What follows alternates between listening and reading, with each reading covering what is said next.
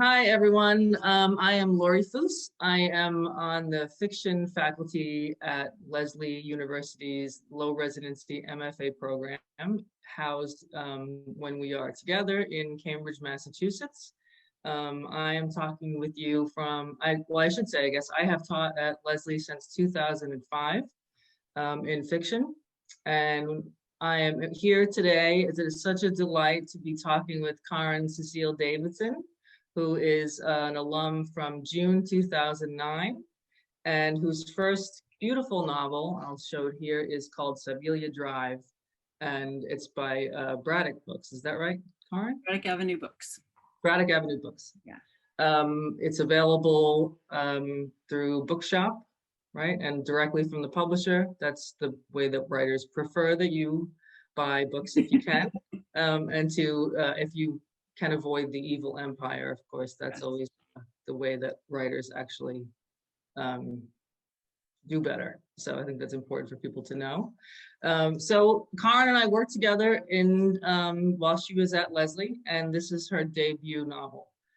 So I just thought we would start, Karin, with talking about how when you and I worked together, which now feels like both yesterday and a gazillion years ago, right?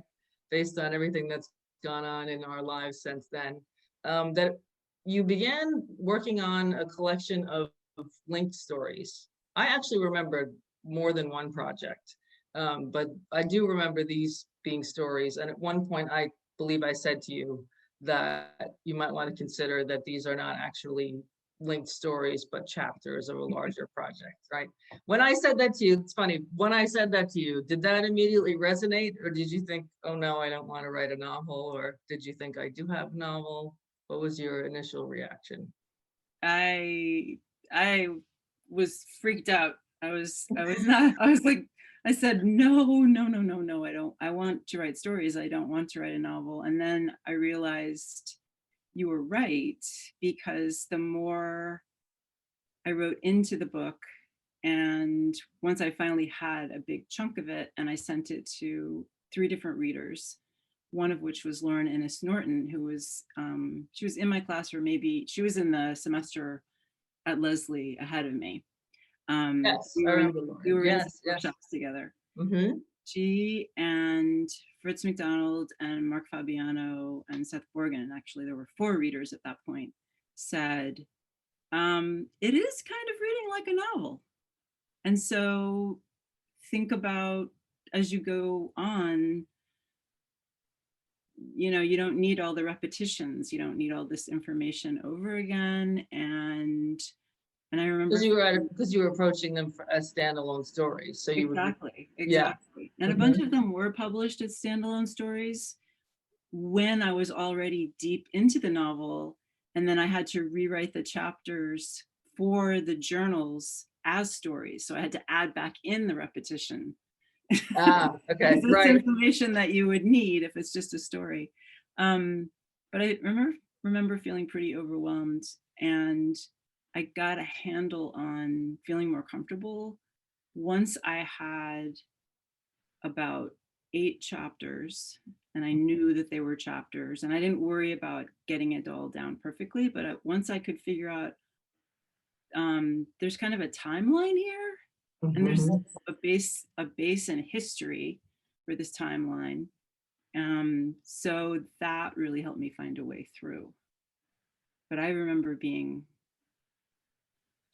I was very uncomfortable with that idea. Novel.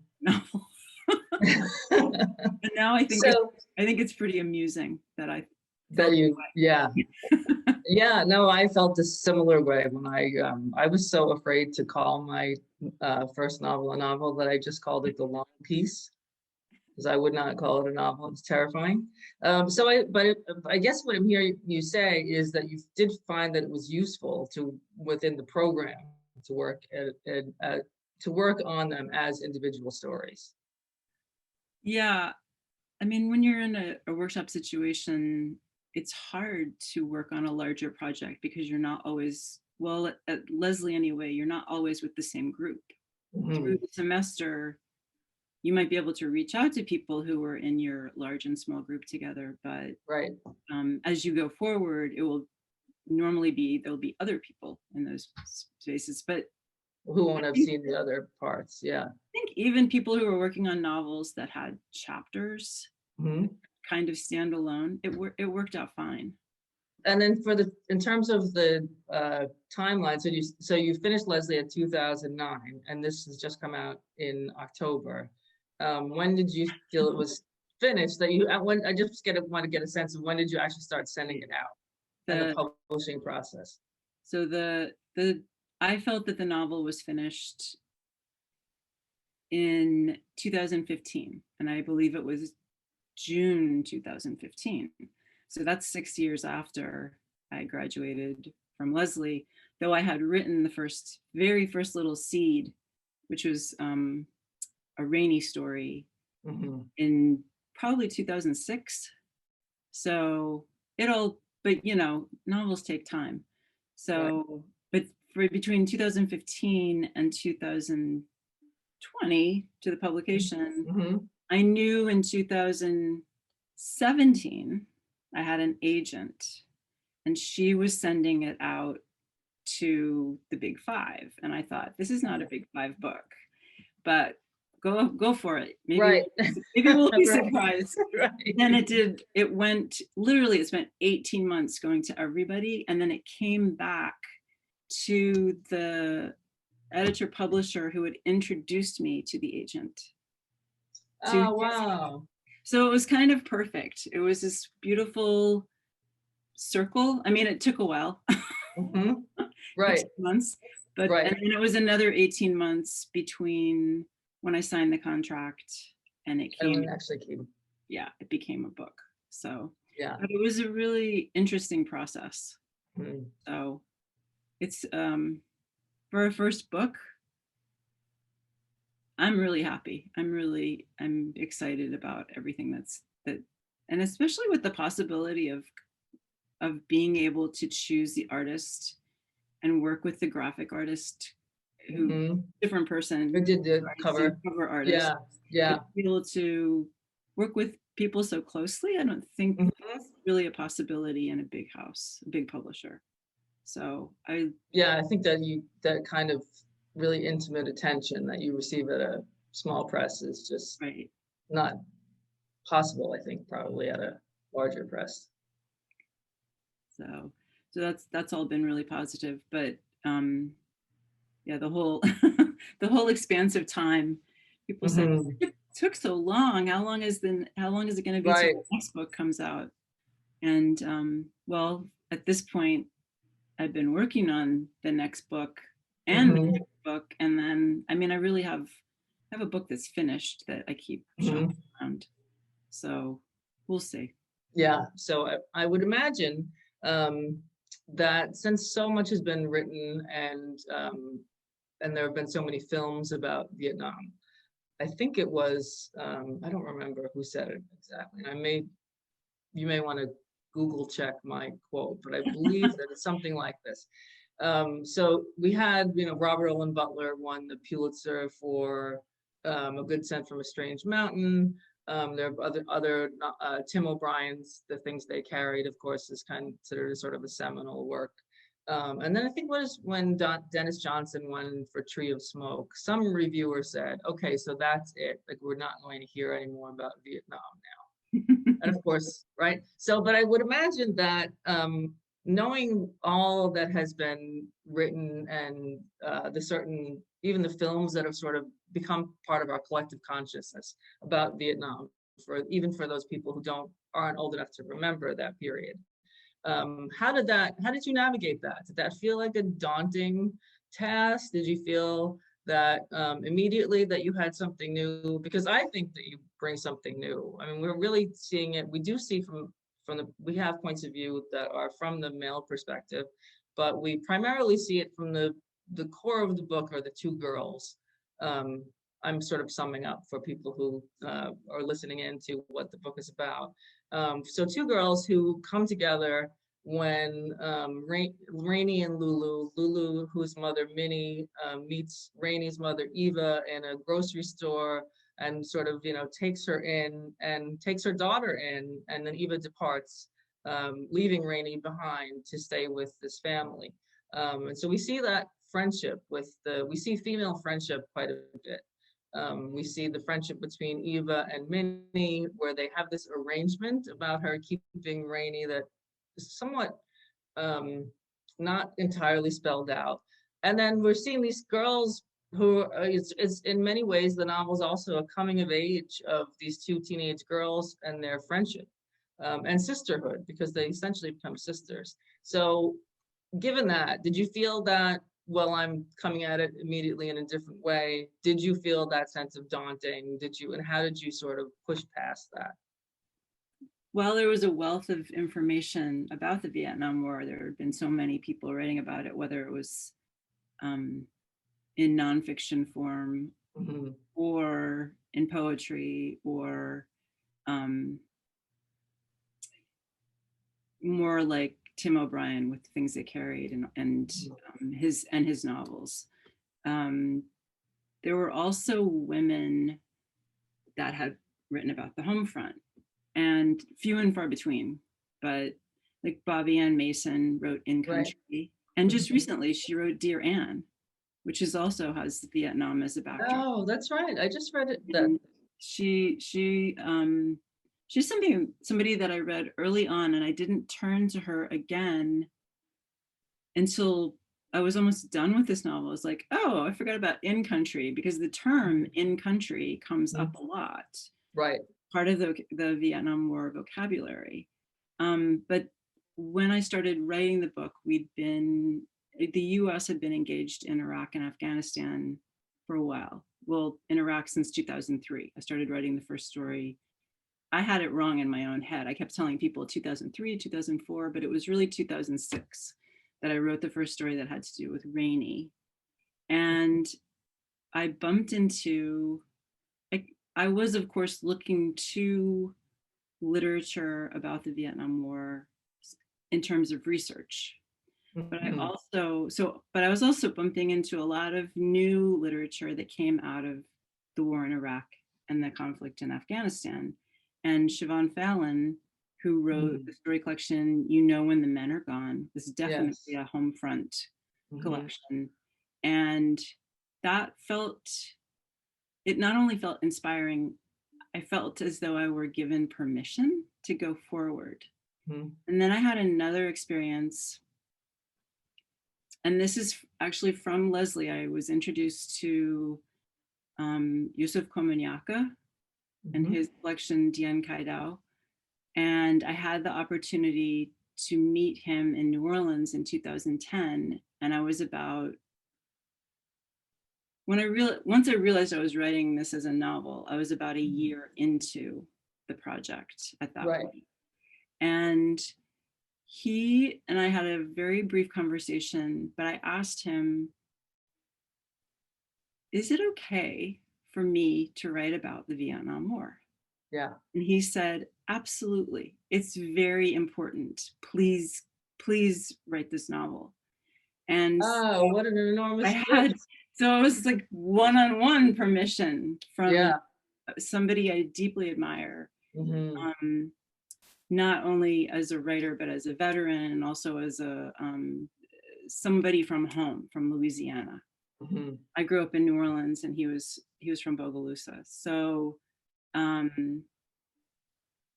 knew that I could, I had the not only the permission, but the energy to go forward because of that. And I would say from the wealth of literature that's out there, it doesn't matter what war it is.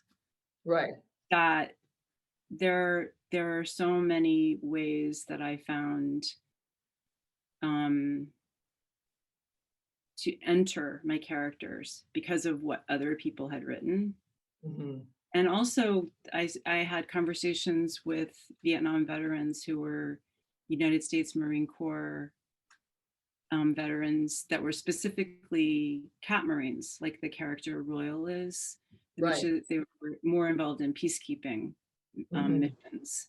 And not to say that they weren't also carrying M16s and grenades and all that. They were were also doing that, but their work had to do more with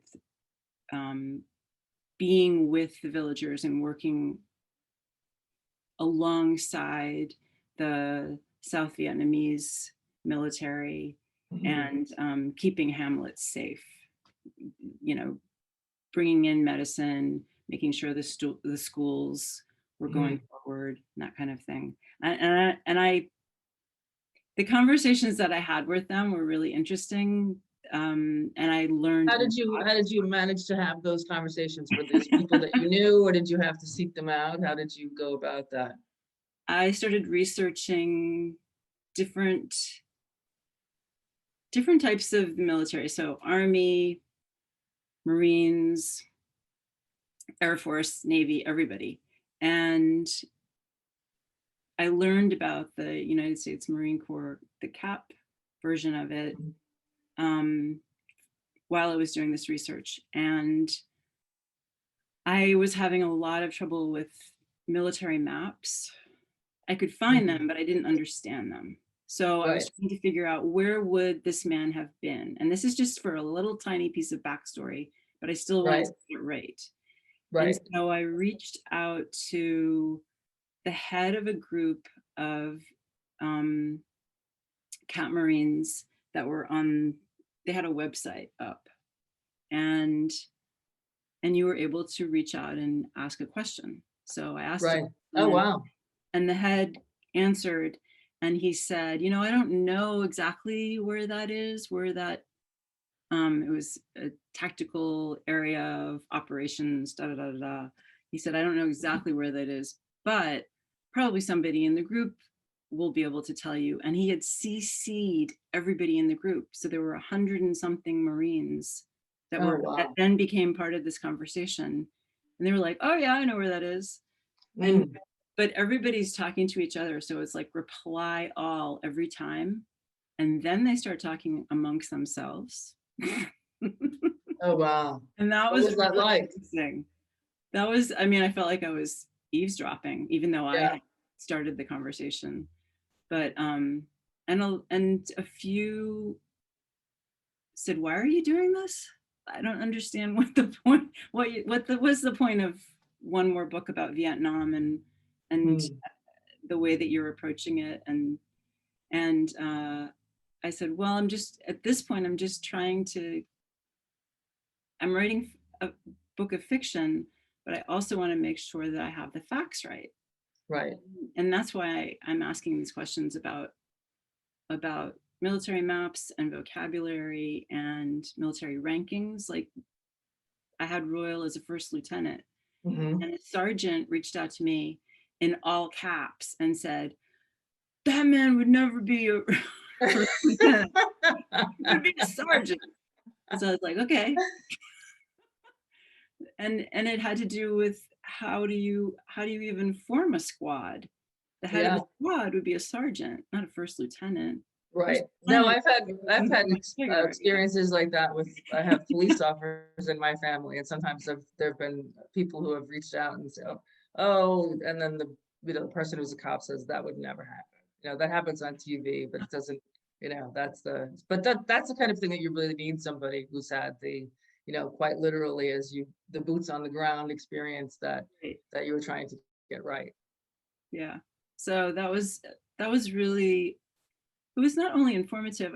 I found out that a lot of them were writing because of their experiences, and they would send me stories that they'd written, which is really, that's incredible. And one guy said, I said,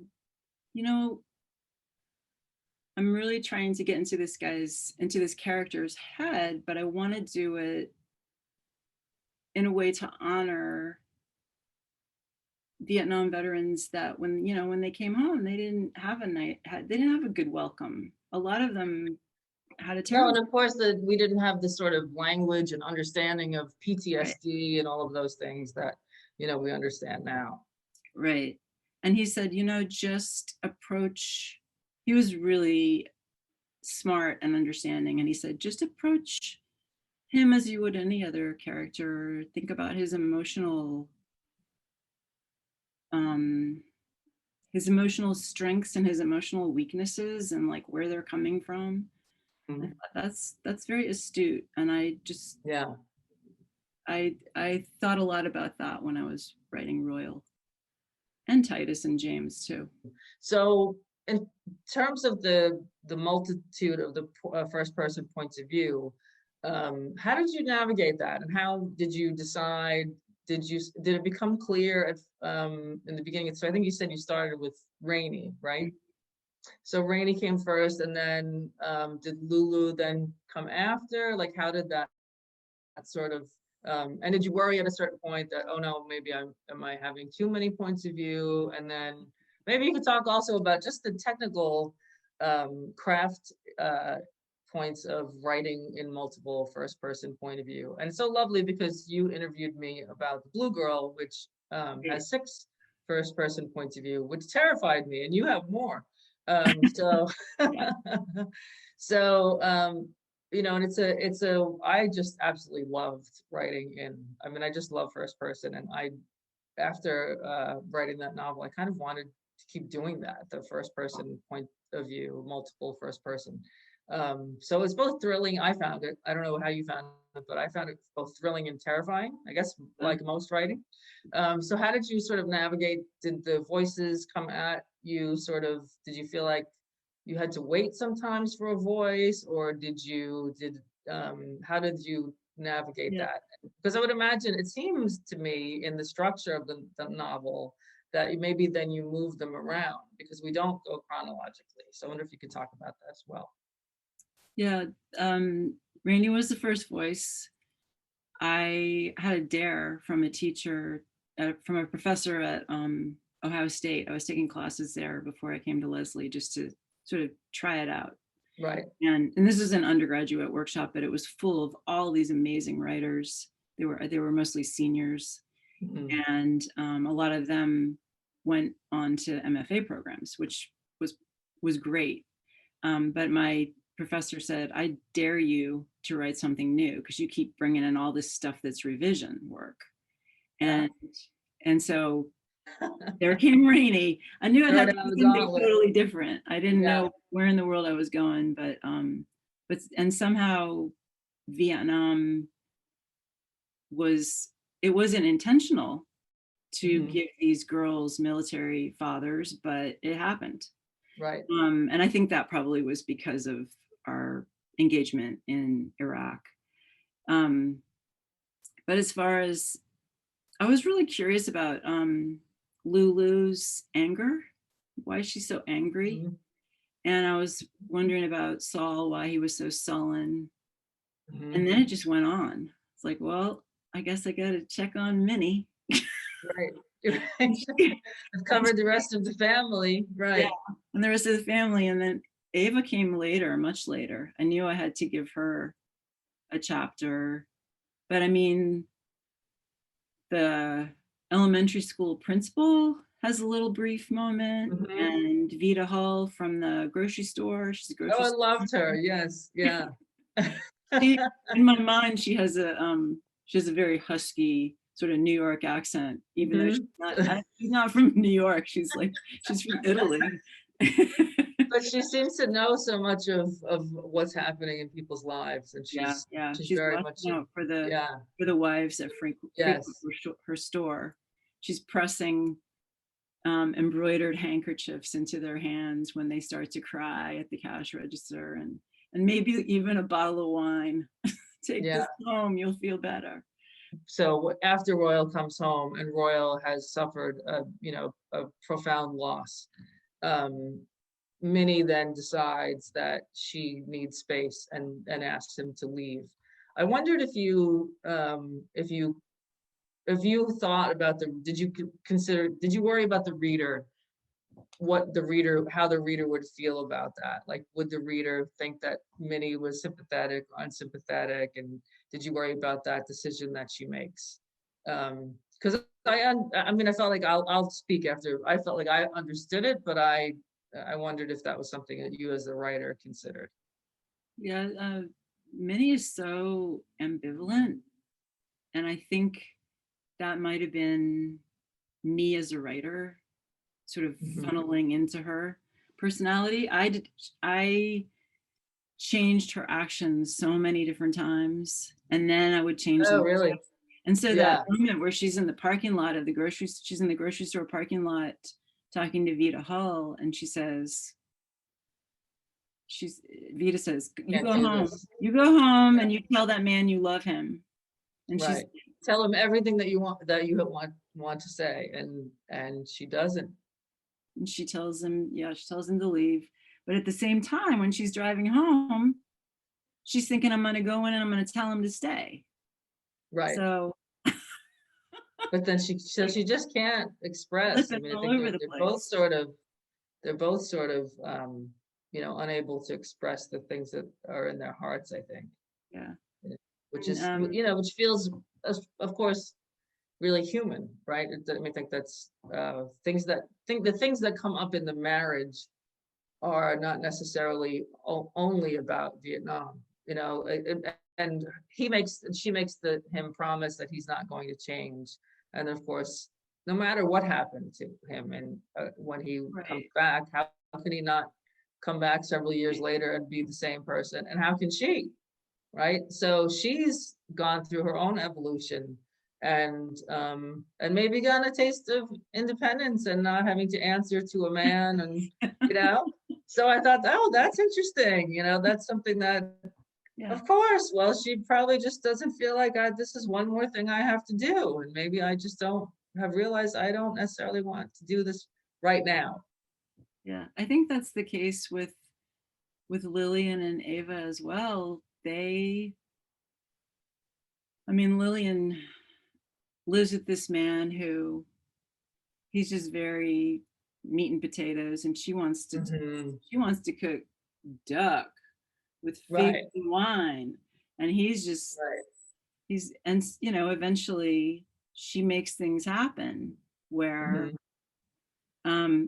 and her loss is really really profound. I mean, she loses her son to Vietnam, and her son, because he's part of a military lineage on his father's side of the family, feels that he has to enlist, and he goes over and he doesn't return. Whereas Ava, she didn't plan to marry somebody who was in the army. She planned to Right. marry a millionaire. Right. Right.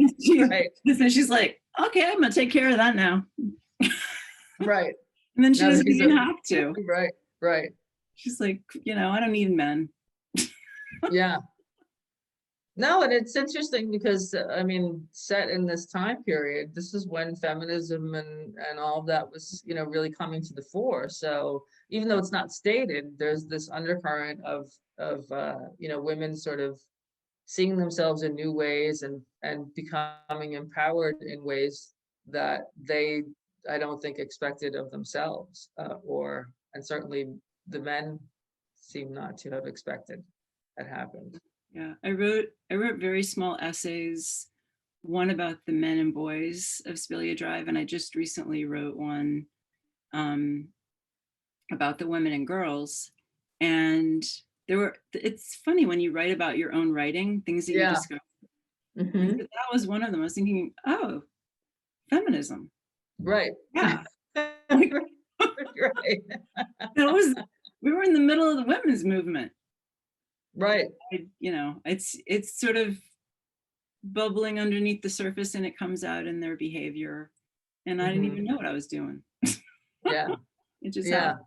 No, So, I think that, and that's the wonderful part of the the way in which novels grow is that the things that we thought we were writing about, we may end up writing about the things that we set out to write about, but new things come out, things that we didn't necessarily intend to consider, find their way through the as you say, like bubbling under the surface, come up at some point. right. So I was going to ask you too. I loved the details of the 70s that were in this late 60s, early 70s.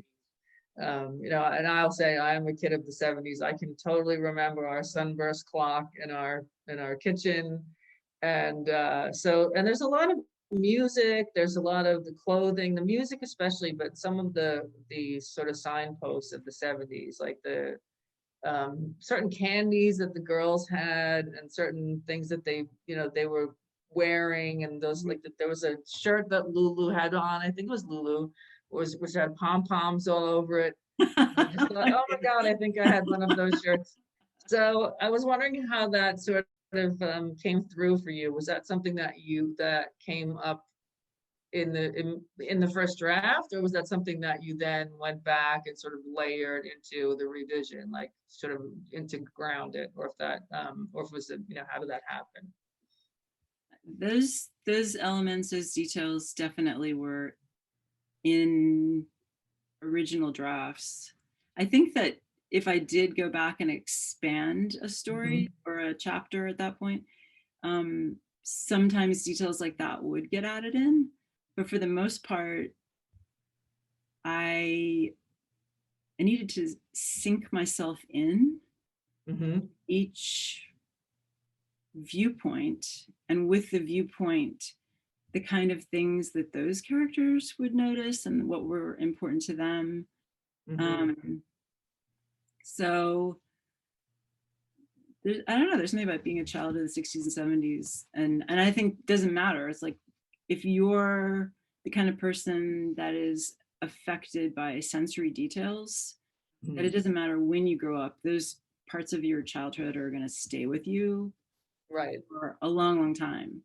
And I mean, I just think about when I was really little, I can still remember the heat and the scent of the citrus groves on the side of my grandmother's house, behind our house. I mean, there were citrus groves all through this little town where I lived until I was 7. And then the temperature of the lake in July compared to October, and just all kinds of stuff like that. And definitely the sunburst clocks, those were not things my family had, but they were things that my friends' families had. And I was so taken with the more middle class sense of decor. My grandparents were a little more, I don't know, hoity-toity or whatever you want to call it. They were more refined, I guess. But I thought I liked all this crazy stuff. And so, if you can't decorate your own house with it when you're a kid, you can put it in your novel. I wanted to talk about the adolescence and all of its challenges. And I think one of the things that struck me was that two things that I think are sort of so interesting is that sort of intensity of female friendship that happens in adolescence, that sort of, and it's different in this situation because they're friends at school, right?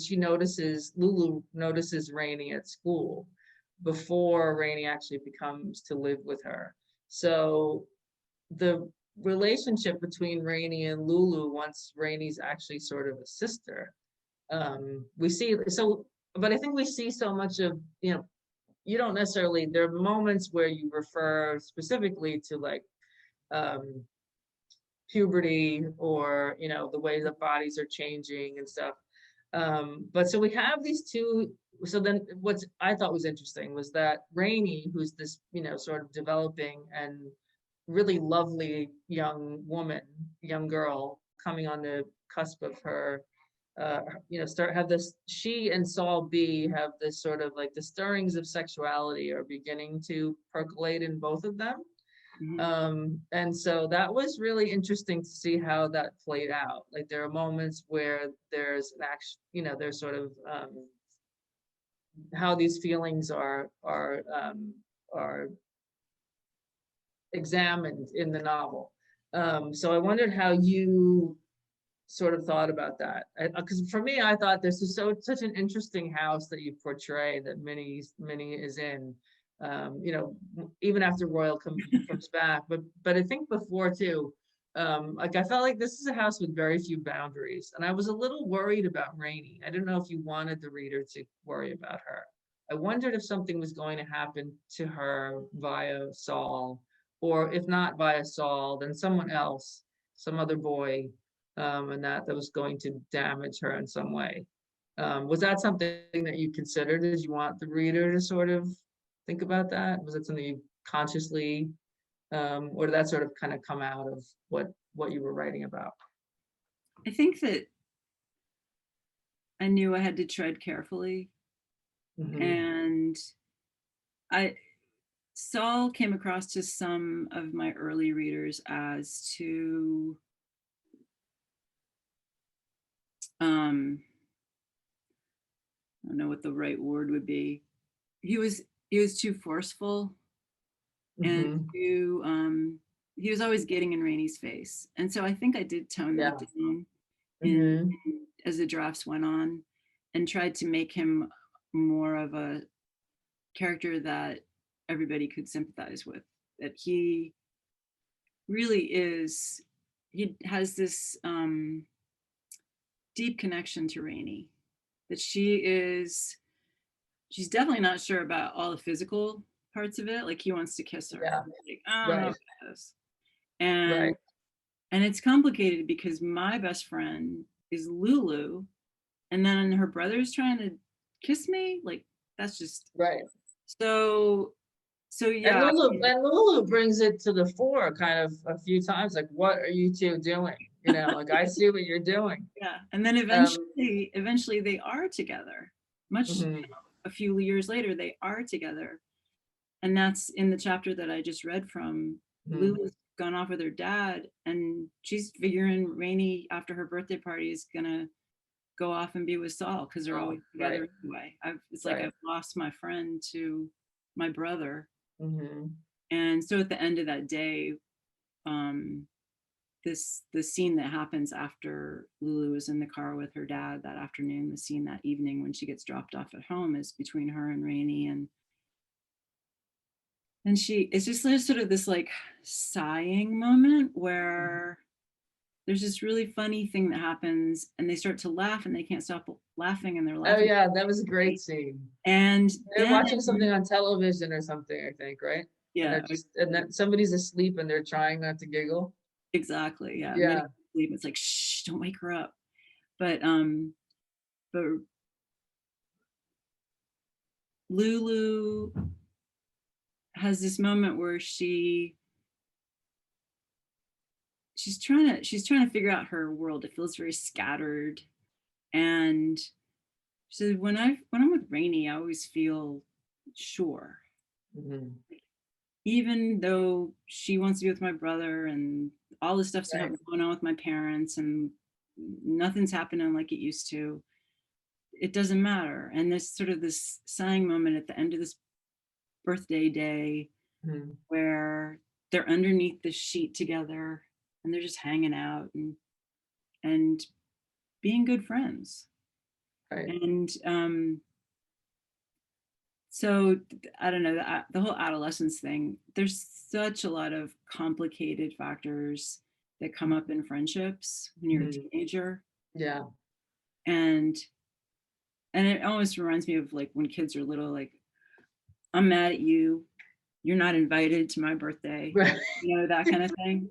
And Right. it goes on, it just evolves and becomes even more complicated. And the fact that the two of that this pair sticks together, I think is true in a lot of relationships between women. Like if Hmm. you've been together with this person who you didn't even want to be together with, it's just because your mom was a friend with her Right. mom, Right. Right. that um there's sort of this allegiance you have to each other. Yeah. A And lifelong yeah, tie. Yeah. Hmm. so I think as far as the girls are concerned, it was how to navigate their lives over these 10 years from childhood into young adulthood and Hmm. keep it realistic, Right. and especially with all of the things that are happening with them, parents abandoning them and coming back changed and all these different things. But yeah, I mean, with there was a section where I wrote in the Helene's point of view. Yeah. He is the next door neighbor who's an elderly woman who's slowly entering into dementia. And she's watching the girls from her backyard through the orange grove where they spend a lot of time. And then Saul and Rainey end up spending time on her porch necking. Yeah, I love that. Yeah. She's got all of this memory going. She's sort of stuck in the past and she's remembering all of these things about her first love. And how it all becomes very confused. And so that was sort of another way for me to look at these characters in terms of adolescence. Like, here's a woman who's elderly, who's stuck in the past, like over this concern that she has that was never resolved. Right. She's reminded of it because of this relationship with Rainey and Saul, and also with Rainey and Lulu, how they act together. Right. How that brings. Anyway, so it was just another way to examine it. But I that was a really challenging viewpoint to deal with. Yeah, it's very different from the others, from the other points of view. I guess which would you say was the most challenging point of view to render? I think Helene's was really hard. It took me a long time to get through her chapter, but Royal was hard. I was going to ask you, I could imagine that Royal, for me, I think represented so much, and he has, I said, I wrote down my question here, I'm just actually going to read it. I absolutely loved Royal, or R3, as Minnie calls him. The love story between them comes across with such heart. There's so much that is unspoken in their relationship.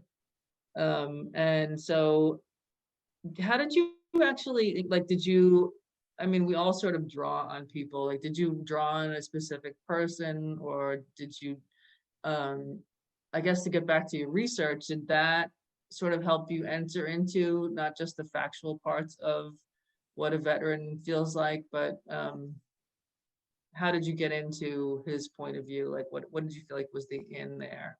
I think his character started with Lulu, about how he would be as a father. And because he's first mentioned in terms of Lulu. Right. And that she really adores him, and she can't, I mean, just like Minnie, she can't believe he's leaving. And she steals his underwear, I think. She steals a pair of his socks out of his I love that. Yeah. As if he can't go if he doesn't have his socks. It's just so. He's packed and ready. He's got his duffel ready, his uniform's laid out, and she takes the duffel and she unpacks everything. And she tries to hide it, and he's like, oh, and then he just has to pack it all up again. But then she's got that pair of socks, and that's, for her, that's going to keep him safe. She's only 9. I came up with another understanding of him through Minnie. She's absolutely in love with him. She, like Lulu says in the very first chapter, oh, my mother, my mama, she changes husbands, she brings home people from the grocery store, she's just kind of this crazy woman. But he and she are totally in love, and even when he returns from Vietnam with severe PTSD and an other profound injury, I think that's why she's so ambivalent. She's like, this man promised me that he wouldn't change, and now he's come back changed beyond belief. Yeah. And so in looking at what she was going through, I could understand more about how his character would evolve, especially after she asked him to leave. Yeah. He's living in a separate house. But she still kind of takes care of him. She drops things off for him and laundry. Yeah. So Yeah. that was just so lovely. I think that I think it was, it was clear that that this bond between them is too deep and too strong. And I certainly, as a reader, was certainly hoping for them to reconcile, because Royal is just such a wonderful character, and he has such patience and kindness, and sort of this deep sort of understanding of people. He says so much. He doesn't say a lot. He doesn't verbalize a lot of what he's feeling, but he doesn't get angry at the kids, or he doesn't get angry at her. He's not even angry with her when she asks him to leave. He sort of just accepts it and takes it in. And I think that's what was so moving about that character. Like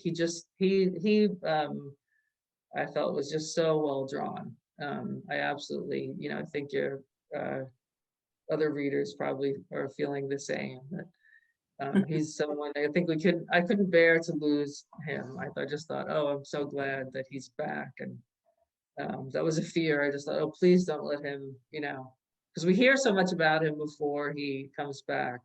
And then he does really live up to what we understand, I think, why there's this fierce loyalty, and why Lulu loves her daddy so much. So that was really, really, really beautifully done. So I was going to just talk a little bit and finally go back to your experience at Lesley. And now that you look back, it's been, I guess, 11 years, right? You're one of the people who remember Wayne Brown. We still talk about Wayne all the time. Oh yeah. I still can't not, when I go, yeah. Oh, he is? Oh. I just always think of, when people ask who don't remember him, I just say he was oh, that's such an amazing picture of him. This is what he used to say to me. You wanted to see me?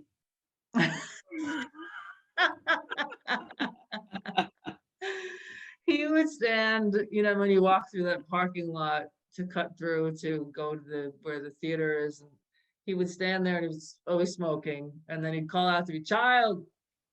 And that was, it was just, I could not, after he passed, I still see him standing there. I just still can't believe that he's really gone. And I know that so many students who worked with him, like you, talk about his toughness. Like, he was pretty brutal, I think, but how valuable it was. So I wondered if you could just say a little bit about what you saw as really the most valuable parts of the Lesley experience. How does any of that sort of carry through for you? There's a lot of inspiration and incentive and enthusiasm and just really positive, I don't know what to call it. Like, there's this force that comes at you after you've been at Lesley and during. I remember I was applying to everywhere for low residencies. I couldn't get into Ohio State. It's in my backyard, but Yeah. And so I was just taking classes there, and I worked with all the professors there, just taking classes here and there. I was like, that's okay. I want to write. I don't want to teach necessarily. I'll spend my whole time there teaching.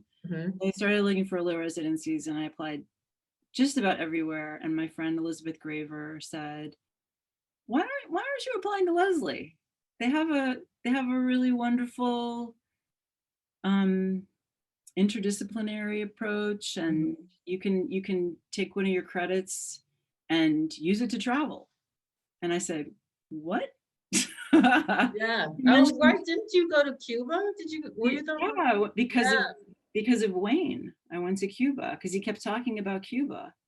And I said, okay, I could go to Cuba. And then there was a possibility through Lesley. Right. To Cuba. So, right. And I also went to Jamaica, and I went to Kauai. And I mean, it must have been the island, the island thing. But I also wrote a research paper because of my time in Cuba. And it was just really, Elizabeth was right.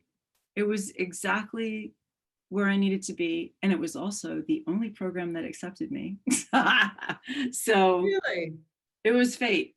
It was Yeah. fate. I don't have hard feelings about the places that didn't accept my applications. I just think Right. I went to the place that I needed to go You were to. supposed to be. Yeah.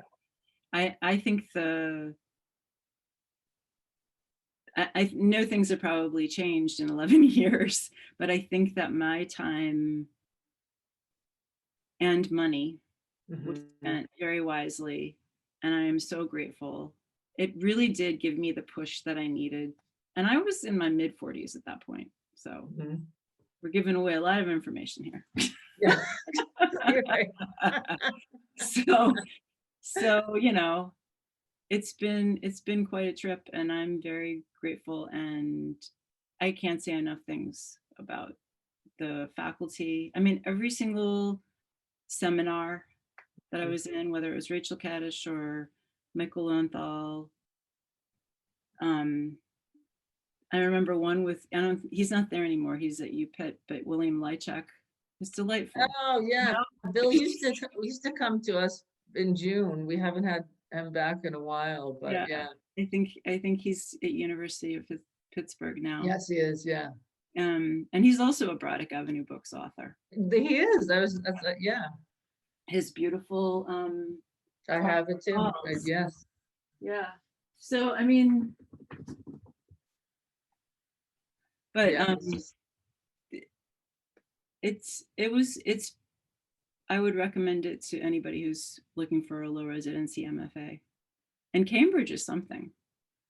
I it mean, sure is. There's nothing like our proximity to Harvard Square and to all of these amazing bookstores and all of the, wonderful culture that's right there. Um, so so finally, before we part, tell us what you're working on now. I wrote one story. It was published, and hope it's part of this story collection that Mhm. might find a home, might not. I don't know, like first books that never get published, Mhm. that kind of thing. But the stories were published. We'll see what happens. Were you someone who was sending things out during the program? Because I've talked to students about, this is a very individual decision. Some people feel they're ready. Um, I personally feel like I was told to send things out while I was in a writing program, and I didn't really. So I wondered how long after the program did you start sending out, and how long after did you publish anything? Because sometimes we even don't publish things that we, which it sounds discouraging to someone maybe, but there's such growth that happens in the program, but then there's so much growth that happens after the program. So I wondered if you published any of the stories from your thesis, or how long after the program did you start sort of sending out and having some successes? I think I can't remember. I think it was not quite a year after graduating Mhm. that my first story was published. So it was 2010, Oh, okay. and it was New Delta Review. Oh, I love that magazine. Is that still around? I think so. I think I don't know if they have a print version. They're definitely online. Mhm. Um, they published, it was the story that I had titled generically The Biker and the Girl. I still like that title, but but they wanted to call it Welding because the biker was a welder, but Ah, I okay. don't think so. Um, I the like the story biker. has so much heat. Yeah. Called Welding. I said that's no. They named it. They called it something else. I don't remember what the title was that they gave it. But then that summer I started sending out Flash just for fun Mhm. because send out 500 words, 1,000 word Mhm. story, that kind of thing. Mhm. And they were just little online reviews that Right. eventually disappeared. Mhm. So that was kind of an experiment.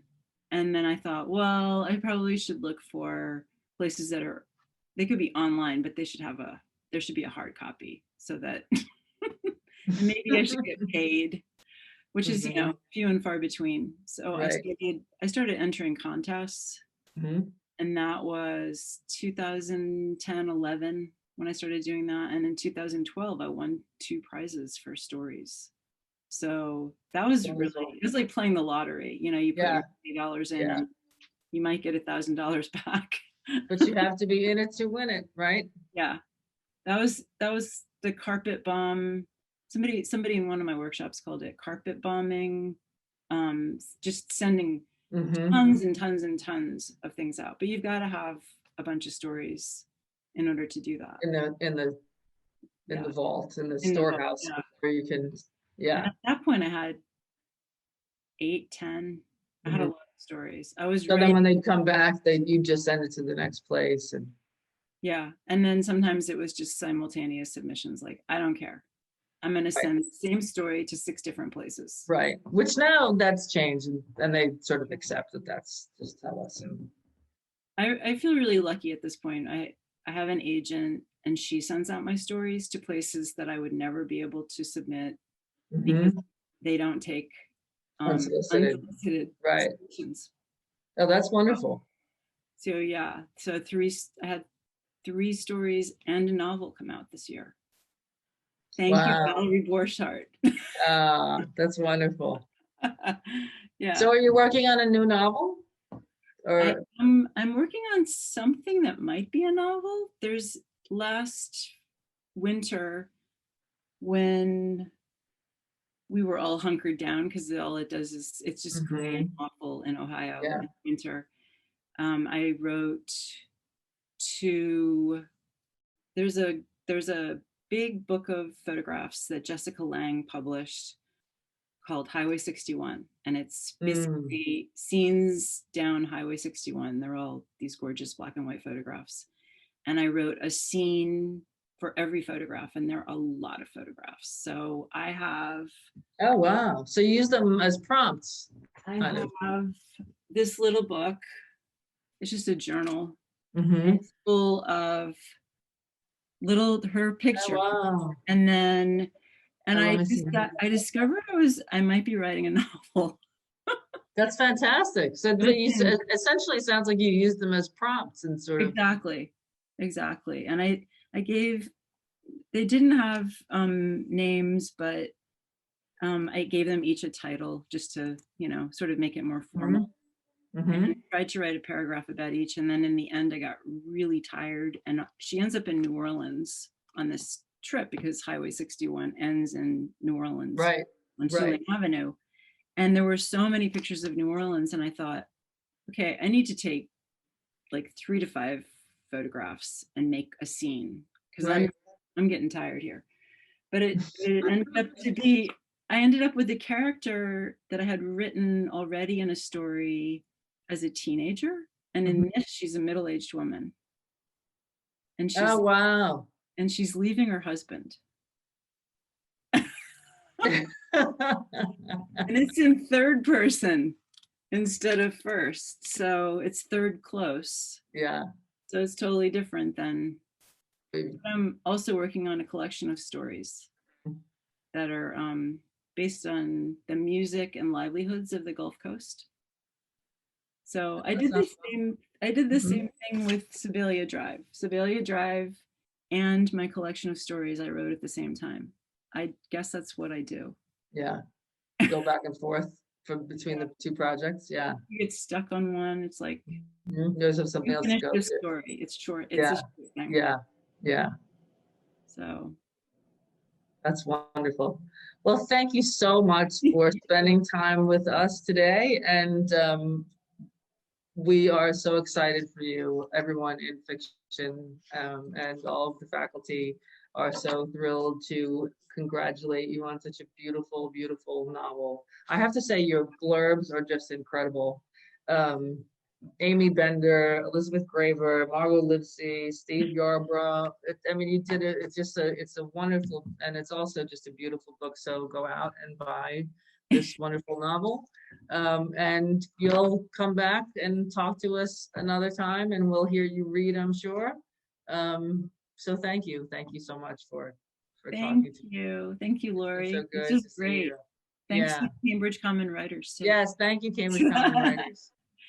And to Okay, Leslie. so yes, and thank you, Leslie.